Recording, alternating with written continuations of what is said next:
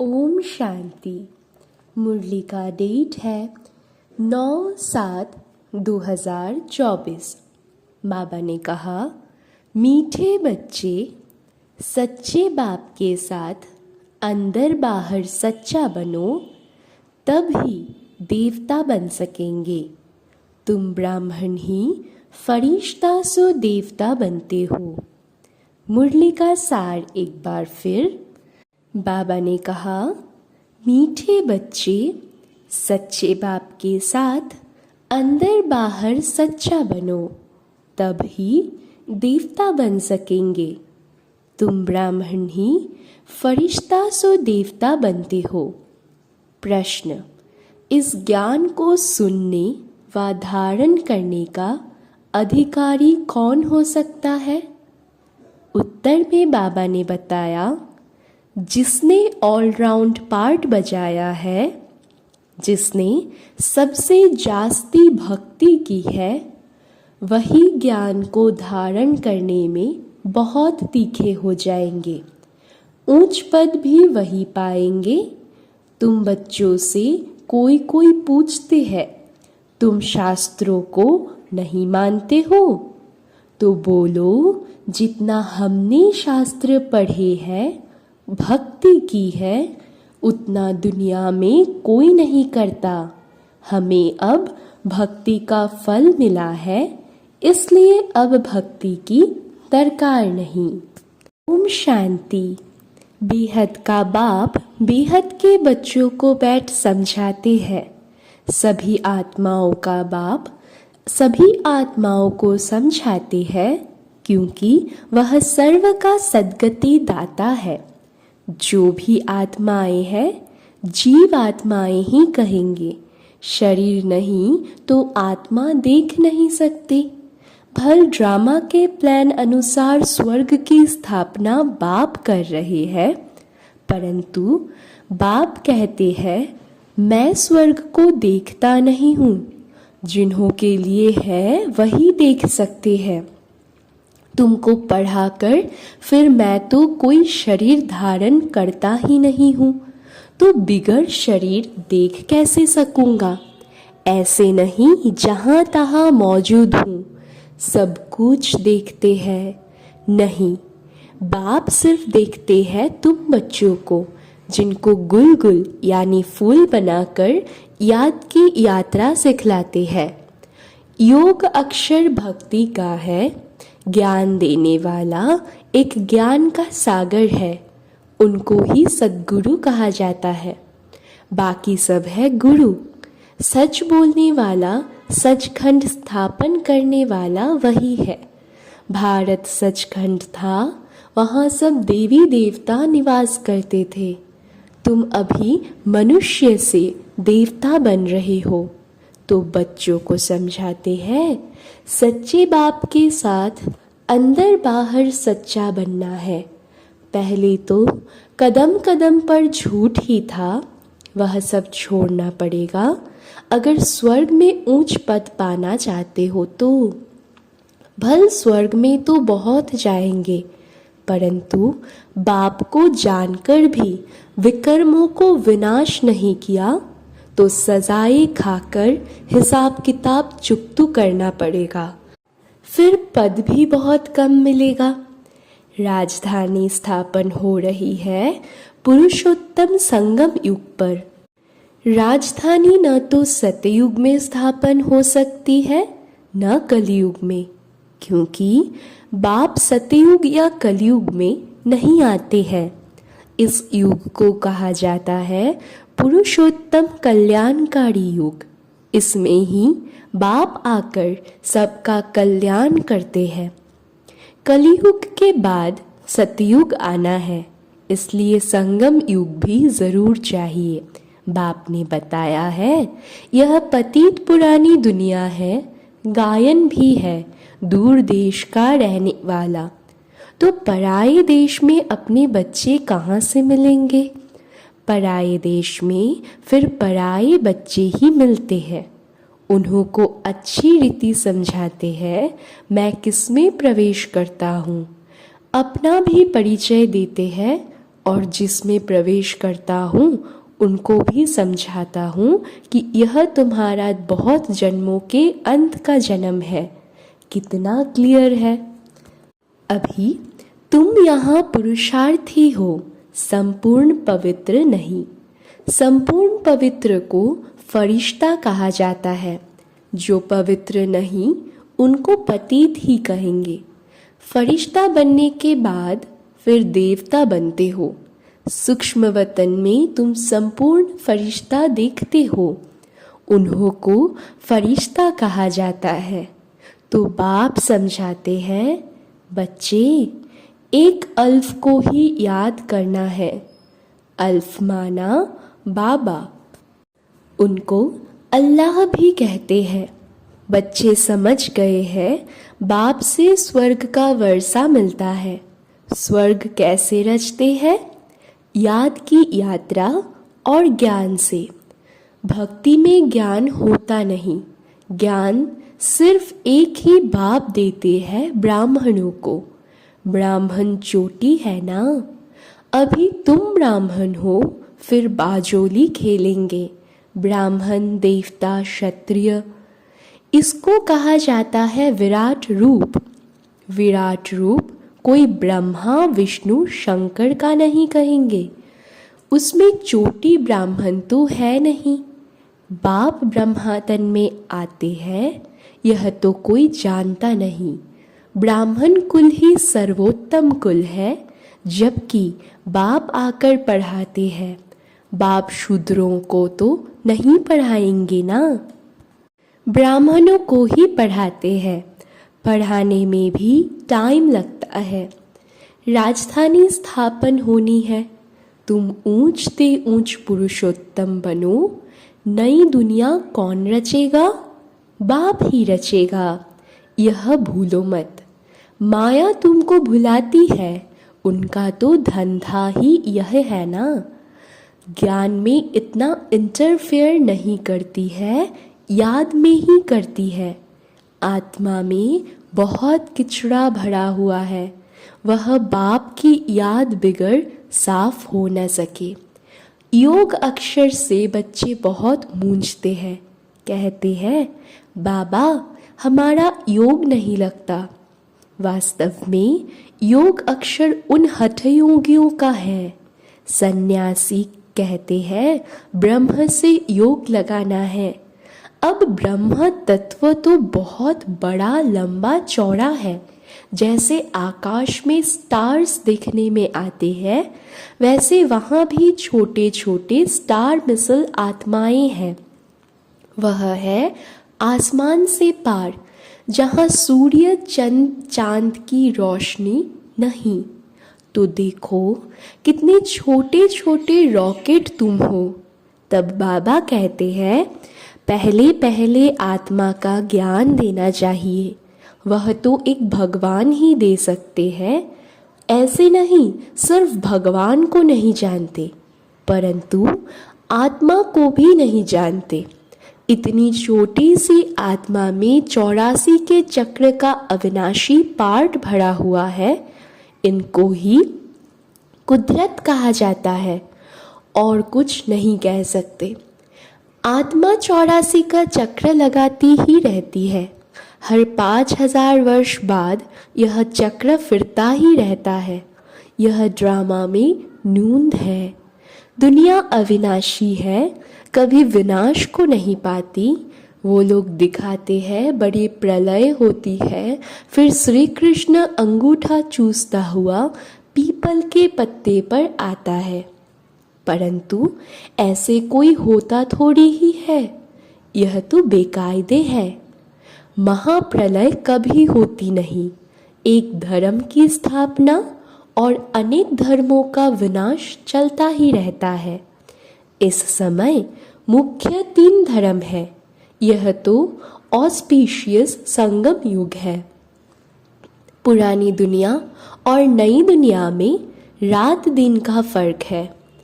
कल नई दुनिया थी, आज पुरानी है। कल की दुनिया में क्या था, यह तुम समझ सकते हो। जो जिस धर्म का है उस धर्म की ही स्थापना करते हैं। वो तो सिर्फ एक आते हैं, बहुत नहीं होते, फिर धीरे धीरे वृद्धि को पाते हैं। बाप कहते हैं, तुम बच्चों को कोई तकलीफ नहीं देता हूँ, बच्चों को तकलीफ कैसे देंगे? मोस्ट बिलवड बाप है ना।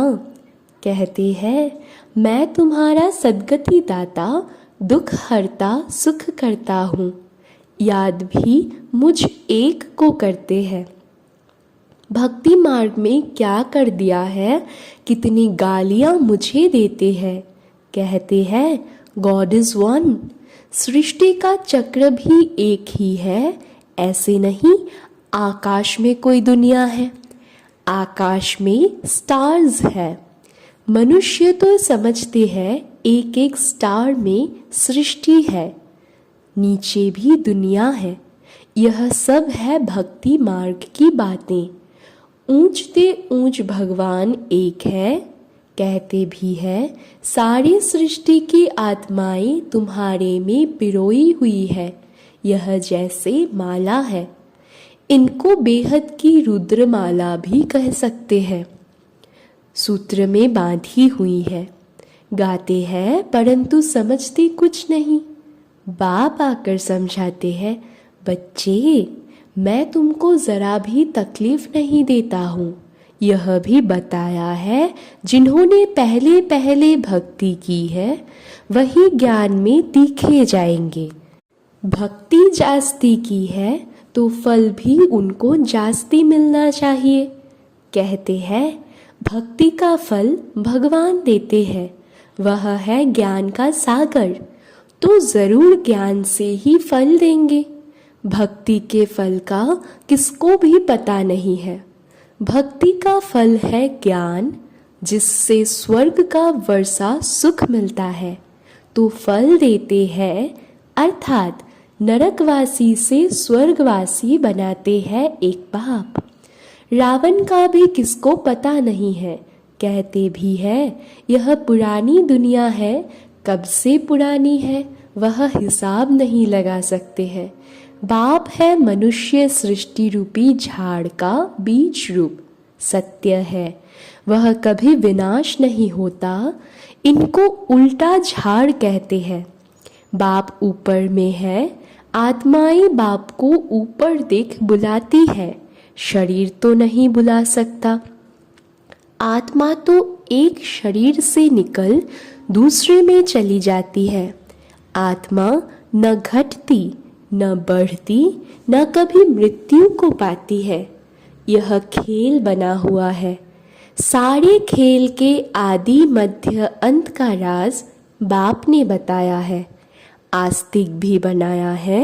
यह भी बताया कि इन लक्ष्मी नारायण में यह ज्ञान नहीं है।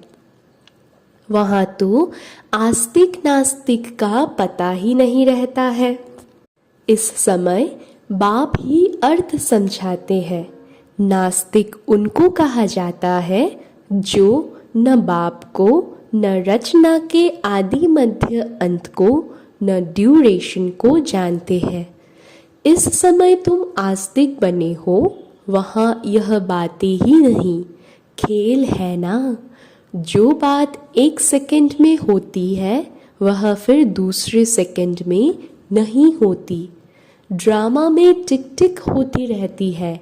जो पास्ट हुआ चक्र फिरता जाएगा। जैसे बायोस्कोप होता है, 2 घंटे या 3 घंटे बाद फिर वही बायोस्कोप हूबहू रिपीट होगा। मकान आदि तोड़ डालते हैं, फिर देखेंगे बना हुआ है, वही हूबहू रिपीट होता है। इसमें मूंझने की बात ही नहीं। मुख्य बात है, आत्माओं का बाप परमात्मा है। आत्माएं परमात्मा अलग रहे बहुकाल, अलग होती है, यहाँ आती है पार्ट बजाने।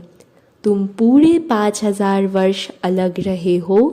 तुम मीठे बच्चों को ऑलराउंड पार्ट मिला है, इसलिए तुमको ही समझाते हैं।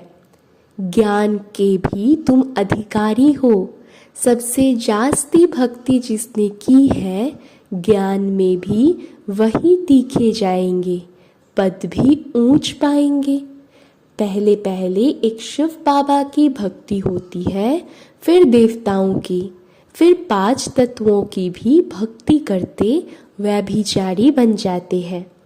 अभी बेहद का बाप तुमको बेहद में ले जाते हैं, वह फिर बेहद के भक्ति के अज्ञान में ले जाते हैं। अब बाप तुम बच्चों को समझाते हैं, अपने को आत्मा समझ मुझ एक बाप को याद करो। फिर भी यहाँ से बाहर जाने से माया भुला देती है। जैसे गर्भ में पश्चाताप करते हैं, हम ऐसे नहीं करेंगे। बाहर आने से भूल जाते हैं। यहाँ भी ऐसे है, बाहर जाने से ही भूल जाते हैं। यह भूल और अभूल का खेल है। अभी तुम बाप के एडप्टेड बच्चे बने हो। शिव बाबा है ना, वह है सब आत्माओं का बेहद का बाप। बाप कितना दूर से आते हैं, उनका घर है परम धाम। परम धाम से आएंगे तो ज़रूर बच्चों के लिए सौगात ले आएंगे। हथेली पर बहिष्ट सौगात में ले आते हैं। बाप कहते हैं, सेकंड में स्वर्ग की बादशाही लो। सिर्फ बाप को जानो, सभी आत्माओं का बाप तो है ना। कहते हैं, मैं तुम्हारा बाप हूँ, मैं कैसे आता हूँ वह भी तुमको समझाता हूँ। मुझे रथ तो ज़रूर चाहिए। कौन सा रथ? कोई महिमा महात्मा का तो नहीं ले सकते। मनुष्य कहते हैं, तुम ब्रह्मा को भगवान, ब्रह्मा को देवता कहते हो। अरे हम कहाँ कहते हैं, झाड़ के ऊपर एकदम अंत में खड़े हैं, जबकि झाड़ सारा तमो प्रधान है। ब्रह्मा भी वहाँ खड़ा है तो बहुत जन्मों के अंत का जन्म हुआ ना। बाबा खुद कहते हैं, मेरे बहुत जन्मों के अंत के जन्म में जब वानप्रस्थ अवस्था होती है तब बाप आए हैं, जो आकर धंधा आदि छुड़ाया। 60 वर्ष के बाद मनुष्य भक्ति करते हैं भगवान से मिलने के लिए। बाप कहते हैं, तुम सब मनुष्य मत पर थे, अभी बाबा तुम्हें श्रीमत दे रहे हैं। शास्त्र लिखने वाले भी मनुष्य हैं। देवताएं तो लिखते नहीं न पढ़ते हैं। सतयुग में शास्त्र होते नहीं, भक्ति ही नहीं। शास्त्रों में सब कर्म कांड लिखा हुआ है, यहाँ वह बात है नहीं। तुम देखते हो बाबा ज्ञान देते हैं। भक्ति मार्ग में तो हमने शास्त्र बहुत पढ़े हैं। कोई पूछे, तुम वेद शास्त्रों आदि को नहीं मानते हो? बोलो, जो भी मनुष्य मात्र है उनसे ज्यादा हम मानते हैं। शुरू से लेकर अव्यभिचारी भक्ति हमने शुरू की है। अभी हमको ज्ञान मिला है, ज्ञान से सद्गति होती है। फिर हम भक्ति को क्या करेंगे? बाप कहते हैं, बच्चे, hear no evil, see no evil, talk no evil. तो बाप कितना सिंपल रीति समझाते हैं। मीठे मीठे बच्चे, अपने को आत्मा निश्चय करो। मैं आत्मा हूँ, वह कह देते अल्लाह हूँ। तुमको शिक्षा मिलती है, मैं आत्मा हूँ, बाप का बच्चा हूँ। यही माया घड़ी घड़ी भुलाती है। देह अभिमानी होने से ही उल्टा काम होता है। अब बाप कहते हैं, बच्चे, बाप को भूलो मत, टाइम वेस्ट मत करो। अच्छा, बाबा को याद प्यार देते हैं। मीठे मीठे सिक्के लधे बच्चों प्रति माता पिता बाप दादा का याद प्यार और गुड मॉर्निंग। रूहानी बाप की रूहानी बच्चों को नमस्ते। हम रूहानी बच्चों की भी रूहानी माता पिता बाप दादा को बहुत बहुत याद प्यार। गुड मॉर्निंग, नमस्ते नमस्ते नमस्ते बाबा। धारणा के लिए मुख्य सार। पहला पॉइंट, रचयिता और रचना के राज को यथार्थ समझ आस्तिक बनना है। ड्रामा के ज्ञान में मूंझना नहीं है। अपनी बुद्धि को हद से निकाल बेहद में ले जाना है। दूसरा पॉइंट, सूक्ष्म वतनवासी फरिश्ता बनने के लिए संपूर्ण पवित्र बनना है। आत्मा में जो किचड़ा भरा है उसे याद के बल से निकाल साफ करना है। वरदान, ईश्वरीय रस का अनुभव कर एक रस स्थिति में स्थित रहने वाली श्रेष्ठ आत्मा भव। वरदान एक बार फिर, ईश्वरीय रस का अनुभव कर एक रस स्थिति में स्थित रहने वाली श्रेष्ठ आत्मा भव। बाबा समझाते हैं, जो बच्चे ईश्वरीय रस का अनुभव कर लेते हैं उनको दुनिया के सब रस फीके लगते हैं। जब है ही एक रस मीठा तो एक ही तरफ अटेंशन जाएगा ना। सहज ही एक तरफ मन लग जाता है, मेहनत नहीं लगती है। बाप का स्नेह, बाप की मदद, बाप का साथ, बाप द्वारा सर्व प्राप्तियां सहज एक रस स्थिति बना देती है। ऐसी एक रस स्थिति में स्थित रहने वाली आत्माएं ही श्रेष्ठ है। स्लोगन, किचड़े को समाकर रत्न देना ही मास्टर सागर बनना है। स्लोगन एक बार फिर, किचड़े को समाकर रत्न देना ही मास्टर सागर बनना है। अच्छा, ओम शांति।